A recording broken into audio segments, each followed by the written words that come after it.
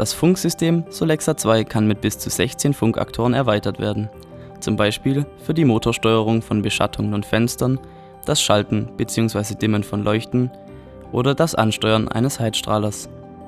Die Funkmodule werden in die Wetterstation eingelernt.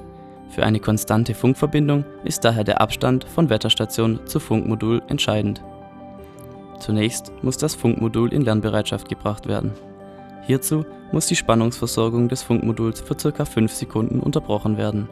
Nachdem die Spannung wieder anliegt, befindet sich das Funkmodul für 5 Minuten in Lernbereitschaft.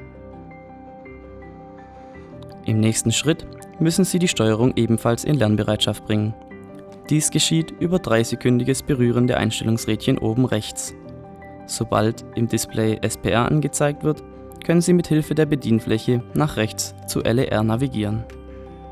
Durch kurzes Antippen der Zahnrädchen im Kästchen bestätigen Sie die Einstellung.